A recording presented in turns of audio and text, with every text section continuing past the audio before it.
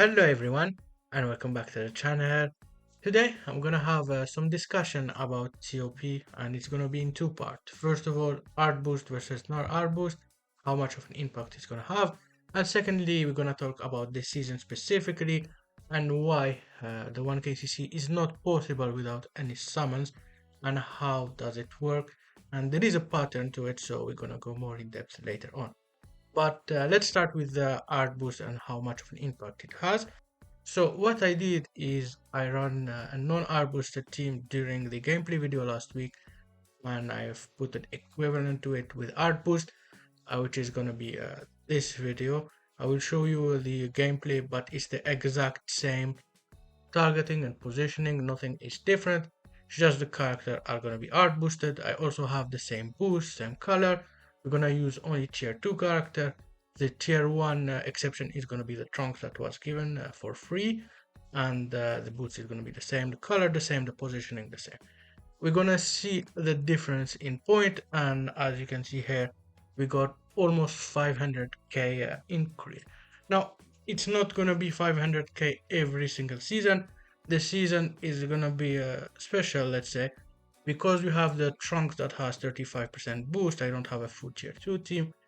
If we didn't have the trunks, the increase would have been around 300 to 400k. Similarly, if you had Rose and Vegeta, the increase might be around 7 to 800k if you have art boost. Now, is this significant enough to art boost your character every season? I don't think so, because every season apart from this one and the Super Vegito one, we were able to get the 1KCC without any art boost. And this season, even if you art boost and you don't have the new character, you won't be able to get the 1KCC because it's very, very high. As you can see here, it's already above 58 billion, and it's impossible to get it without Vegeta or the new Rose, even if you art boost your team and have like Zenkais everywhere and have Trunks every single fight. Same thing happened with the Super Vegito season. It was way too high the gap for you to get the 1KCC without summoning, even if you art boosted. And all the other season outside this one with the Rose and the season with Super Vegito, the 1KCC was pretty easy and comfortable. At the start, when you had the Legend Fest, you had like 500-600 difference, but you still were able to get it without any art boost. I'm talking about 500k between the 1k and 800cc, and that was still manageable. In the previous season where we had the Bardock, the gap was like 5 million, so you had like so much leeway. It wasn't hard at all to get that 1KCC, which is great. Now, why is that happening for this season and the Super Vegeta? There is two reasons to it. The first one is there is more than one summonable character. This season you have the new Rose, you have the Vegeta and Trunks. The Trunks we won't count it because everyone has it for free. The season where you get the character for free, the sad character, like the Daima ones with Tamagami and all, you can get the 1KCC pretty easily. For example, the last one with Tamagami number 2, the gap was like 6 million. It was super easy to get 1KCC, even though we got two summonable characters. So I'm just gonna count Vegeta and Rose as the summonable, and same thing with Vegito, you had Vegito and the ROF characters. So having two summonable characters in the 35% boost is way too much. You cannot bridge that gap, and this is very, very true, especially for these two banners, because they are extremely hype. When a character is extremely hype and the banner is that hype, people will summon on it. And when they will summon on it, more and more will have the new character, and the people that didn't summon will get screwed basically. And this is a problematic in my opinion, because in the long run, if the devs just choose to put more than one character in banners, so LR and 1%, we are going to be blocked out from the 1KCC if you don't summon. I'm someone that rarely summons outside DB or region character, so most season I'm gonna just use older characters. I didn't have any trouble apart from the two exceptions I talked about, and that's okay. Season here or there, I don't get the 1KCC, I don't mind it.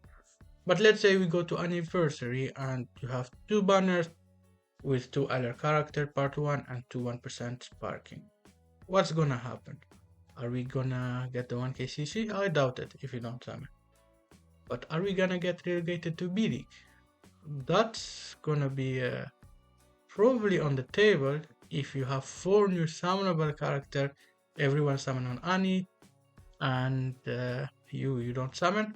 What's gonna happen is you're gonna get a much lower score. Now, relegation, the gap is too big. I don't think it's gonna happen unless they make so many summonable character. If you don't summon, you're basically done for.